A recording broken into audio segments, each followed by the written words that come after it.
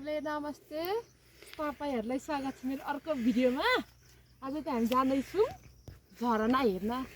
त्यहाँको काली बोलेको त भिडियो नै भन्छ। अब बोल त। फेरि ngông nam hả lên nó nam hả lên isho nam hả lên isho nam ila कसो न मेरो नाम नमस्ते झरना थापा मगर।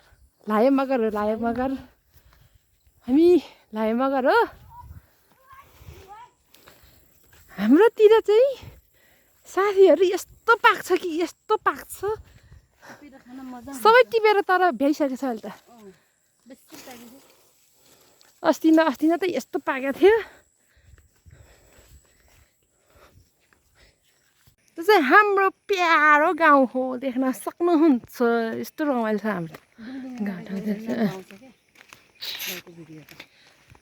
यो चाहिँ हाम्रो ठाउँ नजिकै हो, तर त्यो खोलाले गर्दा सलाङ र नलाङ छुटेर त्यो चाहिँ नलाङमा पर्छ।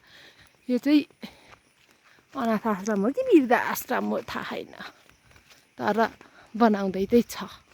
अनि यो ठाउँतिर चाहिँ यत्रो खेत रोपिसकेको छ। हामी त तलतिर घर मात्र नजिक भएर के गर्नु, खेत छैन यहाँ।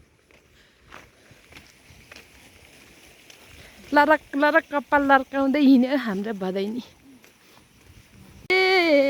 यो तन्दी भाकेर बर पिपलु जन्म जन्म डुना जन्म जन्म जिउलासँगै जन्म बर पिपलु।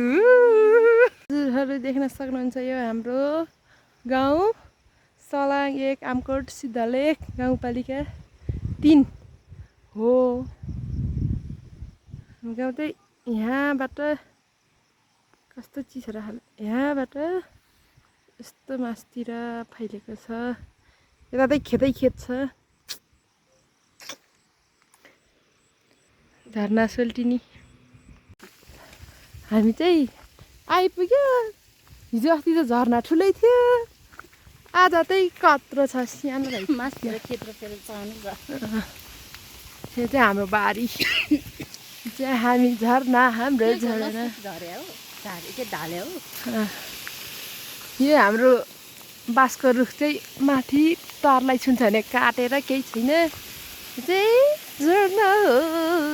यति हेर्न लागि हामी घरबाट 10 मिनट हिँडेर।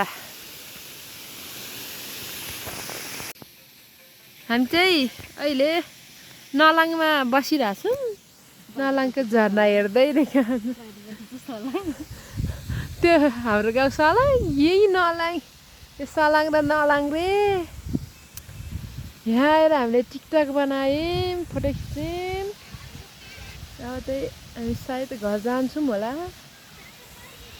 यो जवान हुर्केछ सुटुकै नक्काले एभेना नहुनु भुतुकै। हामी चाहिँ अब झरना सर्ना हेरेर सक्यो, घर जान लागेको। हिजो अस्ति चाहिँ बेसरी पानी परेको थियो, आज चाहिँ बेसरी घाम लाग्यो। है म त कालो टिलिक्क टल्क्या होला। यस्तै छ, टिलिली टल्क्या गाउँमा आएर काली भैया छ। बजारमा कोठामा बसेर गोरो गोरै हुन्थ्यो, घर आएर त यस्तो घाममा टल्किन्छ। झन् आज एक दिन बस्न पाउँदा नि अझै फेरि बेसरी घाम लाग्यो। यतातिर सबै खेतीपाती